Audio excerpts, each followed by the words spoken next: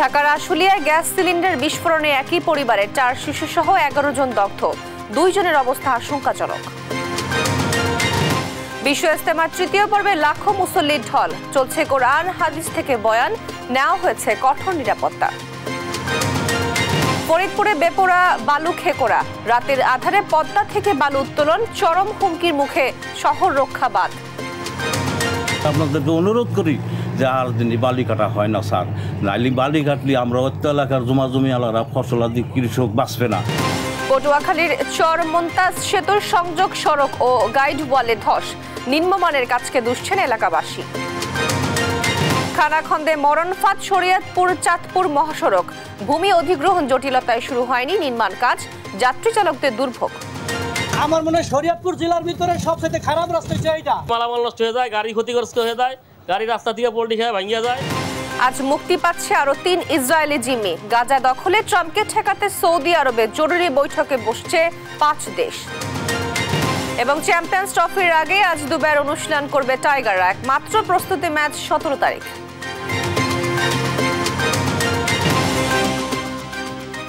দেখছিলেন শিরোনাম সংবাদ সকালে, আপনাদের সঙ্গে আছি আমি তোয়া আফরোজ। এবার বিস্তারিত।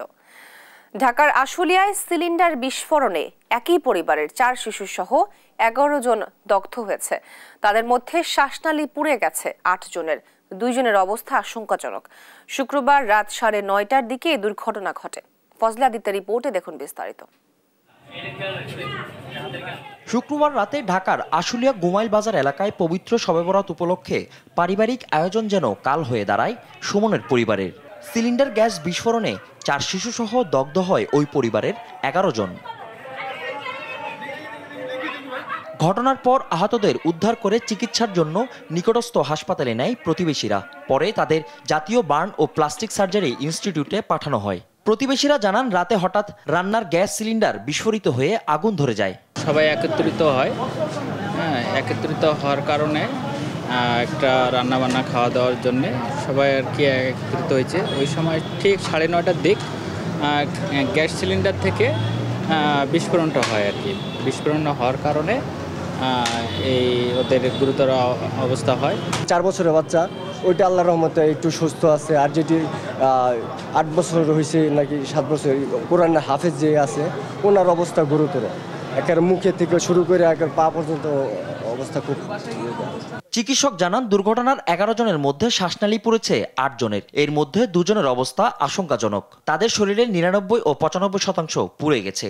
2 জনই আইসিইউতে ভর্তি, বাকি 6 জনের চিকিৎসা চলছে সিসিইউতে। 8 জনকে আমরা আশঙ্কাজনক বলছি, ওনাদের সবার শ্বাসনালী পুড়েছে। শ্বাসনালী পড়ার কারণে সবাই গুরুতর, কিন্তু 2 জনের অবস্থা খুবই আশঙ্কাজনক। তারা একজনের 99%, একজনের 95%। একজন শুধু আশঙ্কামুক্ত, ওর 9% পুড়েছে। বাকি যারা তারা সবাই আশঙ্কাজনক অবস্থায় আছে এবং তাদেরকে আমরা ফিমেল এসডিইউতে এবং একজনকে আইসিইউতে শিফট করব। ওই পরিবারের বাকি 3 জন অনেকটাই আশঙ্কামুক্ত, তবে তাদের হাসপাতালে চিকিৎসাধীন অবস্থায় রাখা হয়েছে। ফজলে আদিত্য, দেশ টিভি, ঢাকা। টঙ্গীর তুরাগ তীরে চলছে বিশ্ব ইজতেমা তৃতীয় পর্ব। এ ধাপে অংশ নিয়েছেন মাওলানা সাদের অনুসারীরা। শনিবার সকাল থেকে ময়দানে আসতে শুরু করেছেন মুসল্লিরা। বিশ্ব ইজতেমার ইতিহাসে এবারই প্রথম শবে বরাত মিলেছে। লাখো মানুষ একসাথে নামাজ আদায় করেন ও রোজা রাখেন। এর আগে গতকাল শুক্রবার বাদ আসর পাকিস্তানি মাওলানা হারুনের আহ্বানের মধ্য দিয়ে শুরু হয় আনুষ্ঠানিকতা। দিনভর চলে বয়ান ও ইসলামী আলোচনা। ইজতেমাকে ঘিরে কঠোর নিরাপত্তা নিয়েছে আইন শৃঙ্খলা বাহিনী।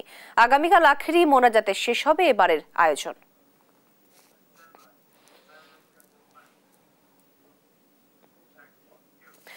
দর্শক, ইজতেমা ময়দানে রয়েছেন সহকর্মী আলিমুজ্জামান সাফওয়ান। সেখানকার খবর জানাতে সরাসরি যোগ দিচ্ছেন তিনি। সাফওয়ান, ইজতেমায় মুসল্লিদের সমাগম কেমন দেখছেন এবং এখন কি কি আনুষ্ঠানিকতা চলছে?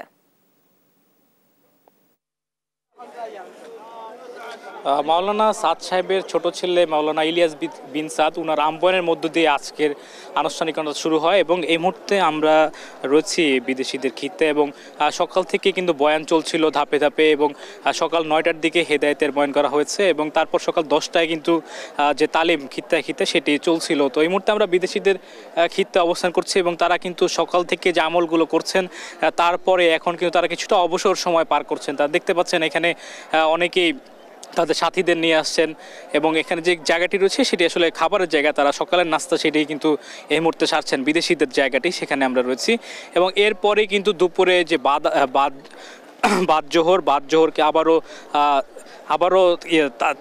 আবারও বয়ান হওয়ার কথা রয়েছে এবং এরপর হচ্ছে বাদ আসর, সেখানে হবে আজকে আমরা জানতে পেরেছি যে যৌতুকবিহীন যে বিবাহ সেটি হওয়ার কথা রয়েছে। তো এই মুহূর্তে দেখতে পাচ্ছেন যে বিদেশিরা যেখানে অবস্থান করে সেখানে থেকে দেখানোর চেষ্টা করছি আপনাদের এবং সকাল থেকেই তারা কিন্তু তাদের আমল করছিলেন এবং তারা কীভাবে এই আল্লাহ নবী রাসূলের যে দাওয়াত সেটি কীভাবে ইসলামের দাওয়া সারা বিশ্বে পৌঁছে দিবেন সেই অনুযায়ী কিন্তু তারা কাজ করছেন বলে আমাদেরকে জানিয়েছেন। এবং এবারের ইজতেমা যেহেতু দুটি পর্বে ভাগ হয়েছে সুতরাং তেমন একটি ভিড় যেটি আমরা প্রত্যেকবার লক্ষ্য করি সেটি কিন্তু এবার নয়। তো খুব স্বাচ্ছন্দ্যে তারা তাদের যে আমল এবং আনুষঙ্গিক যে কাজগুলো সেটি কিন্তু তারা পরিচালনা করতে পারছেন। এবং আমরা সর্বশেষ যেটি খবর পেয়েছি যে সারা বিশ্বের 49টি দেশ থেকে 1449 জন বিদেশি মেহমান এই ইজতেমায় অংশগ্রহণ করছেন এবং মিডিয়া সমন্বয়ক যেটি আমাদের বলেছেন যে আগামীকাল নাগাদ 3 থেকে 4 হাজার বিদেশি মেহমান তারা অংশগ্রহণ করতে পারে।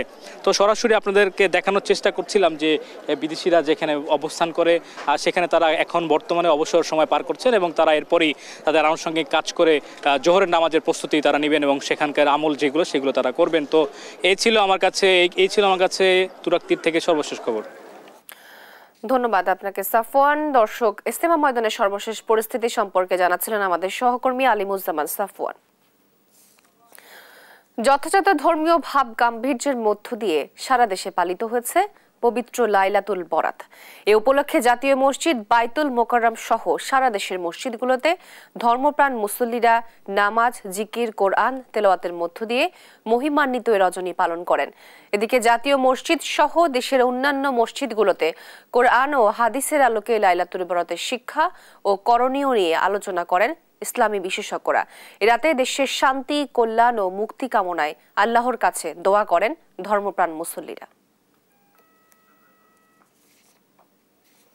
আল্লাহ রসুল এই রাত্রিতে বেশি বেশি সিয়াম করেছেন এবং তাহাজ্জুদ নামাজ আদায় করেছেন। আমাদেরও তা করতে হবে। আমাদের দেশের সকল মানুষ যারা আছি আমরা, আমাদের দেশটাকে আল্লাহ ভালো রাখুক, আমরা যাতে শান্তিতে চলতে পারি, আল্লাহ যাতে আমাদের উপরে রহমত দান করে। নিয়মিত নামাজ পড়তে ভালো লাগে, সেজন্য নামাজ পড়তে এসেছি। এই রাত্রে আল্লাহ সুবহানাহু ওয়া তাআলা সবাইকে মাফ করে দেয়, বিশেষ করে কবরবাসীকে সবার আগে মাফ করে দেয়। বাংলাদেশি নাগরিকদের জন্য ভিসা নিষেধাজ্ঞা প্রত্যাহার এবং বেশি কর্মী নিয়োগের জন্য সংযুক্ত আরব আমিরাতের প্রতি আহ্বান জানান অন্তর্বর্তী সরকারের প্রধান উপদেষ্টা অধ্যাপক মোহাম্মদ ইউনুস। দুবাইয়ে ওয়ার্ল্ড গভর্নমেন্ট সামিটে সংযুক্ত আরব আমিরাতের একাধিক মন্ত্রীর সঙ্গে বৈঠক করেন তিনি। পারস্পরিক স্বার্থ সংশ্লিষ্ট বিভিন্ন বিষয়, বাণিজ্য ও ব্যবসার সম্প্রসারণ, চট্টগ্রাম বন্দরে আমিরাতি বিনিয়োগ পরিকল্পনা এবং ক্রীড়া ও শিক্ষা খাতে দ্বিপাক্ষিক সম্পর্ক জোরদার করার উদ্যোগ নিয়ে আলোচনা হয় এই বৈঠকে। একই সঙ্গে আমিরাতি কোম্পানিগুলোর কারখানা বাংলাদেশে স্থানান্তরের আমন্ত্রণ জানান প্রধান উপদেষ্টা। তিনি আমিরাতের বাণিজ্য মন্ত্রীকে বলেন, দেশের কোম্পানিগুলো বাংলাদেশকে একটি হালাল পণ্য উৎপাদন কেন্দ্র হিসেবে গড়ে তুলতে পারে, যেখানে স্বল্প ব্যয়ে শ্রম সুবিধা পাওয়া যাবে।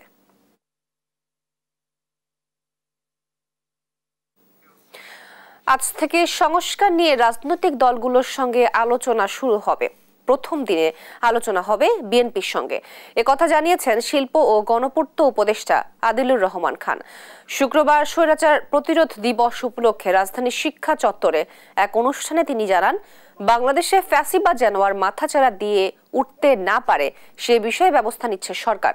অনুষ্ঠানে অংশ নিয়ে 90-এর গণ অভ্যুত্থানের অন্যতম নেতা আমানুল্লাহ আমান বলেন, 90 এবং 24-এর স্বৈরাচার পতনের আন্দোলন একই সূত্রে গাঁথা। সকল ষড়যন্ত্র মোকাবেলা করে সব রাজনৈতিক দলগুলোকে ঐক্যবদ্ধ থাকার আহ্বান জানান তিনি। আগামী দিনে যাতে ফ্যাসিস্ট শেখ হাসিনার সরকারের মতো কেউ না হয় সেদিকে আমাদের লক্ষ্য রাখতে হবে। জাতিসংঘের রিপোর্ট দেখেছেন আপনারা, আমরা দেশে এই অন্যায়গুলোর বিচার করতে চাই। আগামীকাল থেকে যে সংস্কার নিয়ে আলোচনা শুরু হবে রাজনৈতিক দলগুলোর সঙ্গে, এই সংস্কারের আলোচনা দেশে একটা গণতান্ত্রিক ব্যবস্থা প্রতিষ্ঠার জন্য এগিয়ে নিয়ে যাবে দেশকে।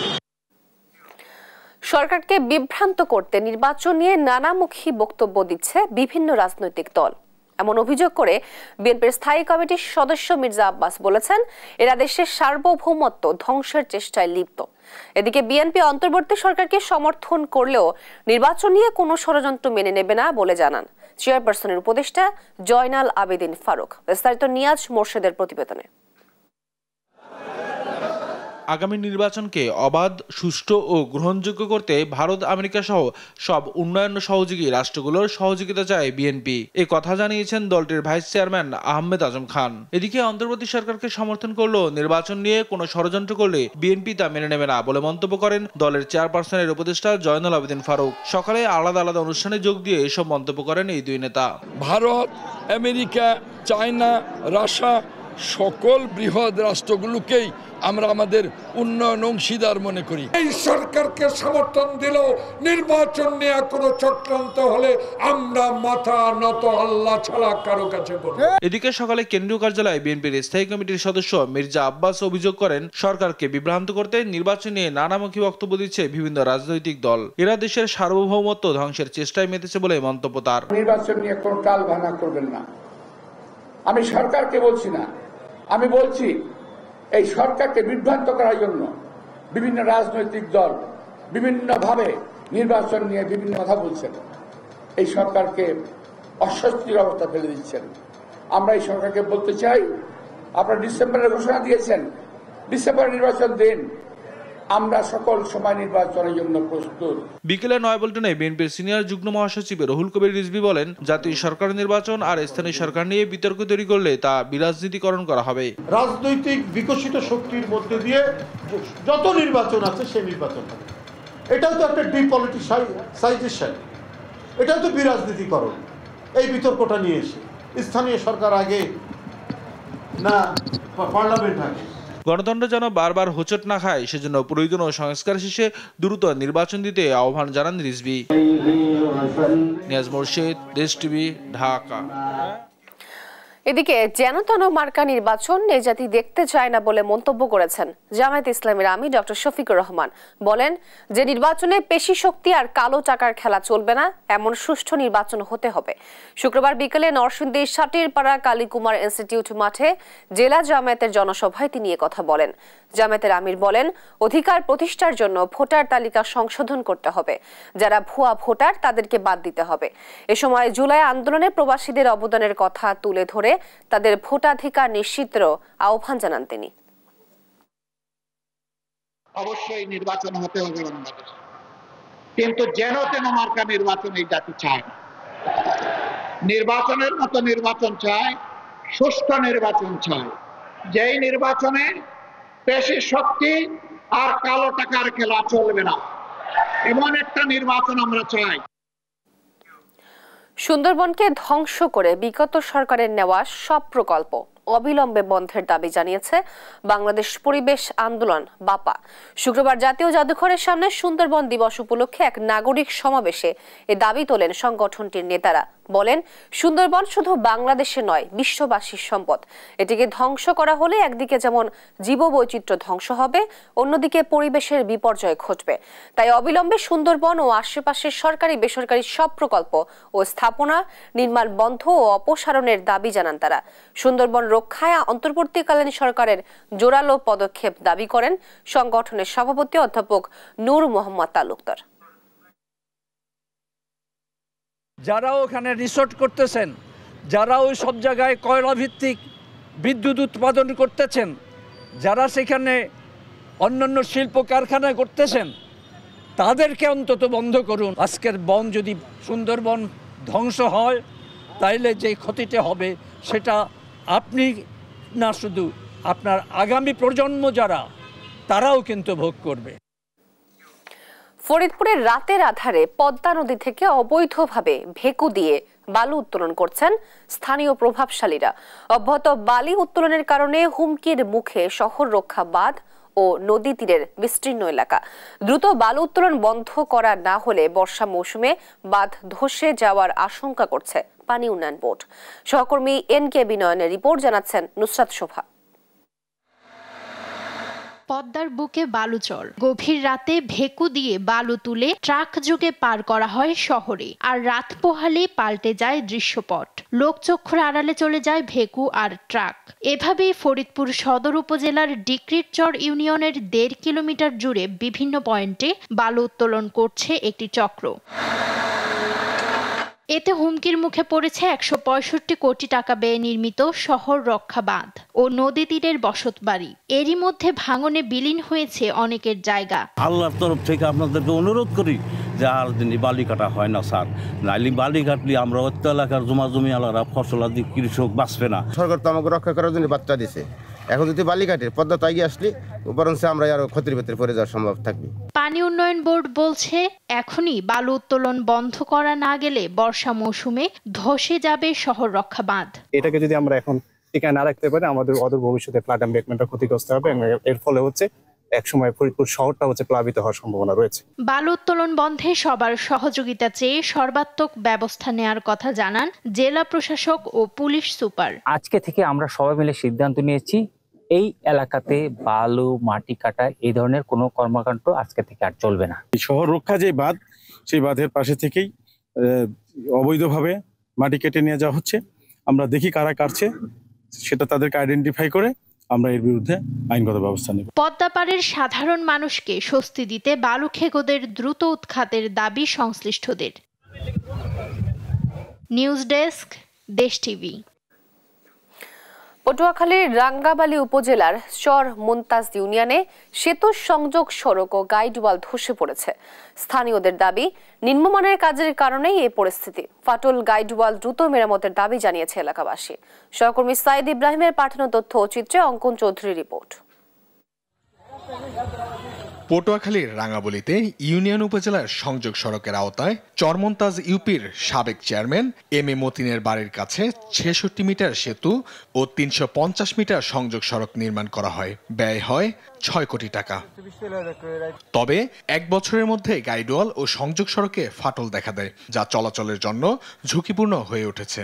স্থানীয়দের অভিযোগ, নিম্নমানের কাজের কারণেই এমন পরিস্থিতি। এটা কোনো ব্রিজের মধ্যে পড়ে না, কাজ করে গেছে সব 2 নম্বরই কাজ দিয়ে করে গেছে। এই যে পাশে গাড়ি চলতেছে, এর লগে পিছনে ঠেকনা দেওয়া লাগতো, এই ঠেকনাটা পর্যন্ত তারা দেয় নাই। কাজটা ভালো মতো করে না, এই জন্যই কাজটা এইভাবে ধৈর্য পড়ে গেছে। এমনকি এটা কিছুদিনের মধ্যে মনে হয় যে আমরা যে ব্রিজ উঠবো, এর ধরনের কোনো সুযোগ মনে আমাদের থাকবে না। ব্রিজটার আবার কাজটা সুন্দর করে রাস্তার কাজটা হোক, যদি এইরকম থাকে পড়ে তাহলে সংযোগ বিচ্ছিন্ন হয়ে যাবে আমাদের চলাচলের। এলাকাবাসী জানান, গাইডওয়াল জুড়ে ফাটল স্পষ্ট, ফলে পিলারগুলো নড়বড়ে হয়ে গেছে। এতে পথচারী ও বাসিন্দাদের মধ্যে আতঙ্ক বিরাজ করছে। তারা দ্রুত সংস্কারের দাবি জানিয়েছেন। ঠিকাদারের সঙ্গে কথা হয়েছে, দ্রুত সংস্কার কাজ শুরু হবে বলে জানান এই কর্মকর্তা। ঠিকাদারের সাথে যোগাযোগ করা হয়েছে, উনি কাজটা বাস্তবায়ন করবেন, উনি আমাকে আশ্বাস দিয়েছেন। যে কোনো সময় গাইডওয়াল ধসে গিয়ে সেতুর চরম ঝুঁকিতে পড়তে পারে, তাই দ্রুত সংস্কারের দাবি জানিয়েছেন স্থানীয়রা। অঙ্কন চৌধুরী, দেশ টিভি। জাতীয় সংসদ নির্বাচনের আগে স্থানীয় নির্বাচন বা অন্য যে কোনো সংস্কারে বেশি গুরুত্ব দেওয়া হলে জনগণের কাছে তা গ্রহণযোগ্য হবে না বলে মন্তব্য করেছেন বিএনপির সিনিয়র যুগ্ম মহাসচিব রুহুল কবির রিজভী। সকালে রাজধানীর আগারগাঁওয়ের road to election round table আলোচনায় তিনি এ মন্তব্য করেন। জাতীয় সংসদ নির্বাচন, যে নির্বাচনের মাধ্যমে একটি সরকারের পরিবর্তন ঘটে, এখন সেটি সেই মূল কাজটা বাদ দিয়ে আমরা যদি সাবসিডির কাজগুলো এটা যদি আমরা প্রথমেই শুরু করে দেই, তো তাহলে এটা খুব একটা গ্রহণযোগ্য হবে না। কুমিল্লার বাজারগুলোতে দেখা দিয়েছে বোতলজাত ভোজ্য তেলের সংকট। আরো জানাতে সরাসরি যুক্ত হচ্ছেন সহকর্মী সুমন কবির। সুমন, এই সংকটের কারণ কি এবং এই বিষয়ে কি বলছেন ক্রেতা বিক্রেতারা, জানাবেন। তো হ্যাঁ, আপনাকে আমি একটা বিষয় জানিয়ে রাখি, কুমিল্লার যে বাজার আমরা দেখেছি গত 3 মাসের 3.5 মাস ধরে আসলে বাজারে বোতলজাত তেলের সংকট দেখা দিয়েছে। তবে এই বিষয়ে একটা জিনিস যে কোম্পানি যারা রয়েছে তারা আসলে বলতে চাচ্ছেন যে আসলে তাদের যারা বিক্রেতা তারা আমাদেরকে জানিয়েছেন যে কোম্পানিরা আসলে এই কারসাজিটা করছে আর কি। তারা বলছে তাদের পণ্য 5 থেকে 20 থেকে 25,000 টাকা পণ্য কিনলে তাহলে তার তেল দেয়, বোতলজাত তেল দেয়। এই বিষয়ে যখন কথা বলতে চেষ্টা করি বিক্রেতার সাথে, আসলে আপনাদের এরকম সংকট হওয়ার কারণটা কি? তাহলে আমাদের সংকট হওয়ার কারণ হলো তারা মাল দেয় কম। আমাদের প্রতিদিন লাগে 5-6 কার্টুন তেল, তারা আমাদেরকে 15 দিনে দেয় 5-6 কার্টুন তেল। সাথে মনে করেন ফুলার তেলের বস্তা দিয়ে দেয় 5 কেজি হলো আটা, 10 কেজি হলো আটা, এরপর মাংসের মশলা যেটি মনে করেন তারা চলে না, আমরা বিক্রি করতে পারি না। মশলা সব রাঁধুনি চলে, কিন্তু কই তীরের এইটা সেইটা দিয়ে আমরা মানে অনেক সমস্যা তৈরি করে দেয়, আমরা বিক্রি করতে পারি না। এরপর আপনার ওই আগে মাল বিক্রি করে টাকা দিতাম, আমরা অ্যাভেলেবেল মাল দিতাম, এখন মালই দেয় না। তো একটা মার্কেটে যদি নিত্য প্রয়োজনীয় জিনিস আপনার 10%-এর 1% পাওয়া যায়, সেটা কি চলে? মনে করেন তেল যদি আমার ডেইলি 5-6 কার্টুন লাগে, আমরা যদি 15 দিনে 10 দিনে তো 5 কার্টুন দেয়, তাহলে 10%-এর তেল দেয়, 100%-এতে 10% পাই, এটা কিভাবে চলে? এই আর কি এই সমস্যাটা, অন্য মাল নিয়ে কোনো সমস্যা নেই। বোতলজাত তেল এটা নিয়ে যত সমস্যা, এটা তারা মনে করেন দাম বাড়ায় যদি কোম্পানি আমরা ঠিক মতন দিত, অন্তত আমরা ব্যবসা বাণিজ্যটা ভালো চলতো। কার কি হইতো না হইতো এটা তো আর আমরা বুঝি না, কি কইছি বুঝছেন না? আমাদের বিক্রির এখন অনেক সমস্যা। তেলের রেট, গায়ের রেট মনে করেন 800 টাকা, অন্য মাল 840 টাকা আমাদের কিনা, 50 টাকা বিক্রি। এটারে আরো অন্য মাল দিয়ে আমরা 100-150 টাকা লস করে দেয়, যার কারণে আমরা বেশি বিক্রি করতে হইতাছে, কাস্টমারের সাথে আমরা ঝগড়া হইতাছে, বুঝছেন না? এই আর কি যে কথা বলছেন বিক্রেতা, ক্রেতারা আসলে বলছেন যে আসলে বাজারে এভাবে বোতলজাত তেলের কিন্তু সংকট তৈরি করে কোম্পানিগুলোর সাথে মাল বিক্রি করার জন্য আসলে পায়তারা করছেন এবং ক্রেতারাও এই অভিযোগ করেছেন। আসলে আর একটা বিষয় জানা কি, এখানকার যারা সিন্ডিকেটের ব্যবসা করে, আসলে সিন্ডিকেটে এই কাজটা করে থাকে, বিশেষ করে তীর কোম্পানি, পুষ্টি, বড় বড় যে কোম্পানিগুলো আছে সকলে আসলে কাজটা করছেন, বোতলজাত তেল দিতে চায় না। তার বিনিময়ে তারা যারা বিক্রেতা তাদের দোকান আসলে তারা অন্য মাল বেশি দিতে চায়। আসলে সবকিছু মিলে বলা যায় কুমিল্লার যে বাজার পরিস্থিতি, আসলে আমি দেখেছি প্রত্যেকটি বাজারেই এরকম বোতলজাত তেলের সংকট রয়েছে। আসলে এটার জন্য বাজার মনিটরিং ব্যবস্থা জোরদার করা উচিত। এরা সাধারণ ক্রেতা বিক্রেতারা সকলে বলতে চাইছিল। কুমিল্লা থেকে সর্বশেষ তোহা। দেখছেন সংবাদ সকাল।